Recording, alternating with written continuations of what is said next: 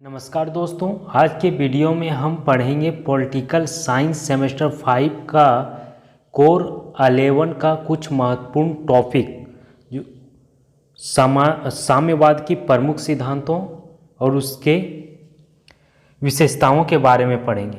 चलिए, पिछले वीडियो में बता चुके हैं कि अराजकतावाद क्या है। अगर नहीं देखें उस वीडियो तो जाकर लिंक डिस्क्रिप्शन में दे देंगे, जाकर देख लीजिएगा। चलिए शुरू करते हैं। साम्यवाद के प्रमुख सिद्धांतों का वर्णन करें। साम्यवाद एक ऐसा सिद्धांत है जिसके द्वारा निर्धनता, कष्ट और शोषण का अंत होगा तथा उसके द्वारा ऐसे समाज की स्थापना होगी जिनमें समानता, स्वतंत्रता और शांति विद्यमान होगी।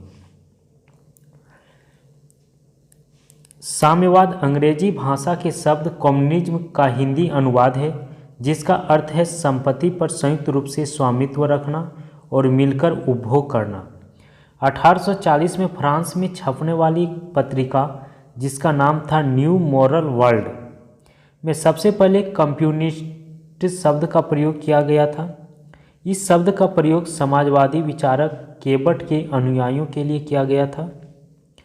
1840 में मार्क्स तथा एजिल्स द्वारा प्रकाशित कम्युनिस्ट घोषणा पत्र में इसका प्रयोग एक गुप्त समाज कम्युनिस्ट लीग के कार्यक्रम के लिए किया गया था। मार्क्स ने जानबूझकर समाजवादी शब्द का प्रयोग से बचने के लिए कम्युनिस्ट शब्द का प्रयोग 1848 में किया था, क्योंकि मार्क्स के अनुसार समाजवादी शब्द कल्पना लोकवादी पद्धति था। इसमें आर्थिक विषमता को दूर करने के लिए हवाई योजनाएं बनाई जा रही थी। इस दौरान समाजवाद पूंजीपतियों द्वारा संचालित किए जाने वाला मध्यम वर्गीय आंदोलन था। मार्क्स ने इस आंदोलन से अपने आंदोलन को अलग रखने के लिए इसे कम्युनिज्म का नाम दिया था। साम्यवाद की व्याख्या करते हुए मार्क्स ने बताया कि साम्यवाद मानव समाज के विकास की वह उत्कृष्टतम दशा है जब समाज में उस सिद्धांत को लागू करने संभव हो जाएगा कि प्रत्येक व्यक्ति में उसकी योग्यता के अनुसार काम लिया जाए और उसको उसकी आवश्यकता के अनुसार आवश्यक धन दिया जाए। अब शुरू करते हैं, साम्यवाद क्या है। अगर आप इसके ऊपर वाला याद नहीं है तो आप यहाँ से लिख सकते हैं कि साम्यवाद क्या है, यहाँ से शुरू कर सकते हैं। साम्यवाद पूंजीवाद के विरुद्ध एक क्रांति है। साम्यवाद समाज की वह व्यवस्था है जो वर्ग विहीन और राज्य विहीन हो तथा उत्पादन के समस्त साधनों पर समाज का नियंत्रण हो। व्यक्तिगत लाभ के स्थान पर सामूहिक लाभ की भावना विद्यमान हो। साम्यवाद समाजवाद का वह उन्नतिशील रूप है जिसमें व्यक्तिगत संपत्ति का प्रयोग शोषण के लिए न होकर जन कल्याण के लिए हो। यह एक ऐसी आर्थिक व्यवस्था है जिसमें प्रत्येक व्यक्ति को आवश्यकता की वस्तुएं उपलब्ध होगी तथा प्रत्येक व्यक्ति को अपनी क्षमता के अनुसार काम करना होगा। इस प्रकार साम्यवादी सामाजिक विकास का अंतिम चरण है। अब पढ़ेंगे साम्यवाद का मूल सिद्धांत क्या क्या है, कौन कौन से मूल सिद्धांत हैं। साम्यवादी दर्शन व्यक्तिवादी तथा आदर्शवादी दर्शनों की तरह उलझा हुआ नहीं है। साम्यवाद समाज का संगठित एवं वैज्ञानिक अध्ययन है। इसके मूल सिद्धांतों के अंतर्गत देख सकते हैं। पहला है साम्यवाद पूंजीवादी व्यवस्था का विरोधी है। साम्यवाद पूंजीवादी व्यवस्था के विनाश में विश्वास करता है। साम्यवादी पूंजीवादी व्यवस्था की समाप्त करके एक सर्वहारा वर्ग द्वारा निरंकुश शासन स्थापित करना चाहते हैं। पूंजीवादी व्यवस्था को समाप्त किए बिना साम्यवादी व्यवस्था स्थापित नहीं हो सकती है। जूलियर हैकर ने कहा कि पूंजीवाद मनुष्य के आर्थिक सामाजिक सुरक्षा तथा आत्म अभिव्यक्ति की स्वतंत्रता की पूर्ति करने में सर्वदा अयोग्य है। नेक्स्ट पॉइंट है साम्यवाद लोकतंत्र का विरोधी है। साम्यवादी लोकतंत्र को पूंजीपतियों के लिए पूंजीपतियों की तथा पूंजीपतियों द्वारा सरकार मानते हैं। साम्यवादियों का मानना है कि लोकतंत्र वर्ग व्यवस्था को उत्साहित करते हैं। लोकतंत्र में उत्पादन के साधनों का प्रयोग सार्वजनिक कल्याण के बजाय व्यक्तिगत लाभ के लिए होता है। साम्यवादियों के अनुसार लोकतंत्र का अर्थ है सट्टेबाजी, अवसरवादिता, अनैतिकता, असमान वितरण तथा साम्राज्यवादी प्रवृत्ति का विकास। अतः साम्यवादी लोकतंत्र को यह शक्तिशाली तथा घृणास्पद मानते हैं।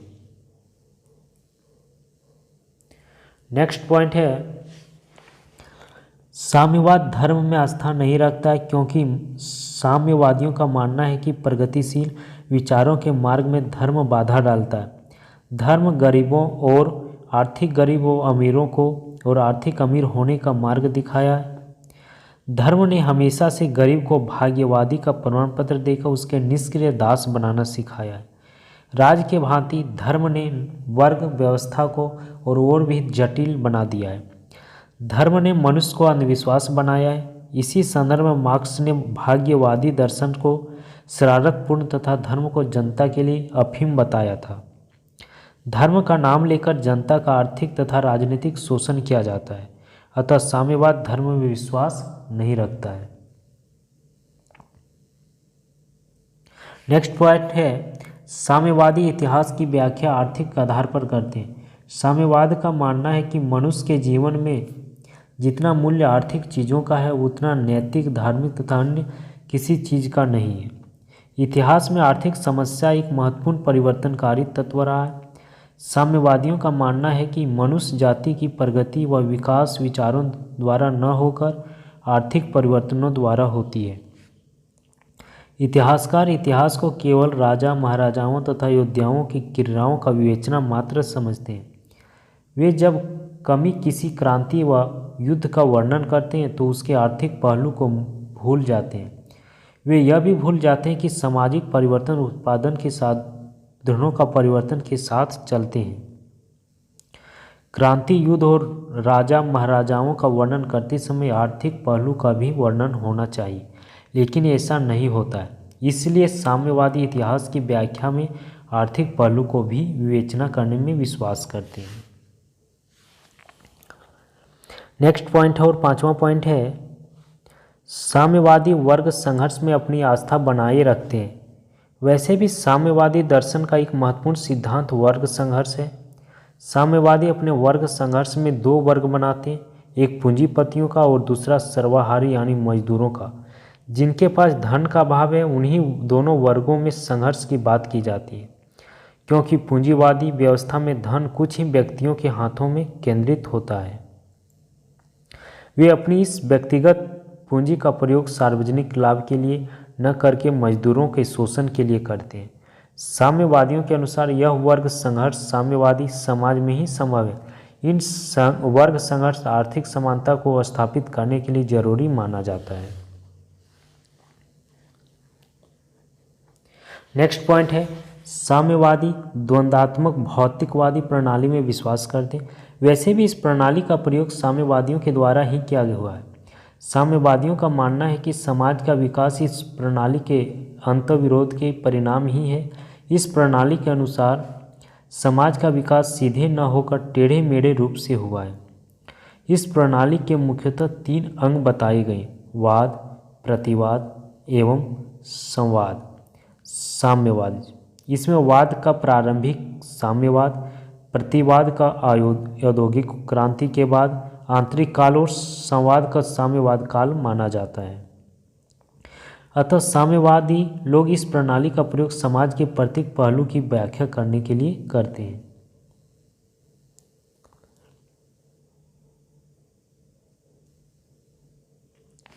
नेक्स्ट पॉइंट है, साम्यवादी विचारक अतिरिक्त मूल्य के सिद्धांत में विश्वास करते हैं। अतिरिक्त मूल्य है क्या? अतिरिक्त मूल्य वह मूल्य है जिसका फल मजदूरों व मेहनत कशों को नहीं मिलकर मालिकों या पूंजीपतियों के जेब में सीधा चला जाता है। इस पद्धति को साम्यवादी उलट देना चाहते हैं। एक उदाहरण से समझा जा सकता है, किसी कंपनी का मालिक एक फ़ोन को बनाने में 1500 रुपये खर्च करता है। जब वही मोबाइल बाज़ार में जाता है तो वो 2500 रुपये में बिकता है, जबकि मालिक को कुल 1500 रुपये खर्च करने पड़े थे। इस प्रकार मालिक को 2500 माइनस 1500 1000 का लाभ हुआ। 1000 के इस लाभ में से मालिक मजदूरों को नहीं देता है। इस 1000 के अतिरिक्त मूल्य को मालिक स्वयं ही अपने पास रख लेता है। इस पूंजीवादी व्यवस्था को नष्ट कर देना चाहते हैं। साम्यवादी अतिरिक्त मूल्य में से मजदूरों को भी हिस्सेदारी चाहते हैं। 8वां पॉइंट है साम्यवादी सर्वाहारी का अधिन्यात्मक चाहते हैं। सर्वाहारा एक अधिन्यात्म के लिए मजदूरों सर्वाहारी द्वारा संगठित पूंजीपतियों के खिलाफ हिंसा क्रांति भी की जा सकती है। बिना इस तरह की क्रांति के पूंजीवादी व्यवस्था समाप्त नहीं की जा सकती। लोकतांत्रिक व्यवस्था को भी साम्यवादी पूंजीवादी के समर्थक मानते हैं। लेनिन ने कहा कि पूंजीवादी लोकतंत्र असत्य तथा शरारतपूर्ण है। यह धनिकों के लिए स्वर्ग तथा गरीबों के लिए इंद्रजाल है। नेक्स्ट पॉइंट है साम्यवादी राजहीन सत्ता में विश्वास करते हैं। साम्यवादी राजकीय सत्ता में विश्वास नहीं करते क्योंकि इनके अनुसार राज शोषण का एक मंत्र है। जहाँ स्वतंत्रता वहाँ पर राज नहीं होता और जहाँ राज होता है वहाँ स्वतंत्रता नहीं होती है। राज हमेशा शासक वर्ग के हाथों मजदूरों को कुचलने का एक तंत्र है। अतः साम्यवाद राजविहीन सत्ता में विश्वास करते हैं। नेक्स्ट पॉइंट और लास्ट पॉइंट है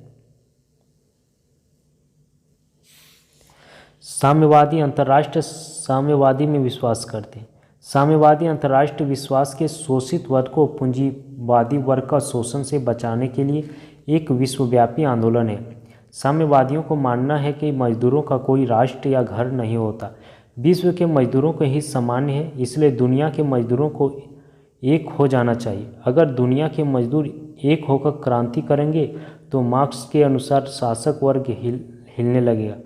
इस क्रांति में तुम्हारे पास खोने के लिए कुछ भी नहीं है, केवल अपनी बेड़ियां हैं और प्राप्त करने के लिए तुम्हारे पास एक विशाल संसार है। अतः मार्क्स ने नारा दिया दुनिया के मजदूरों एक हो जाओ। अगर किसी को यह PDF चाहिए तो मुझे व्हाट्सअप कर सकते हैं। व्हाट्सअप नंबर है 6203286365।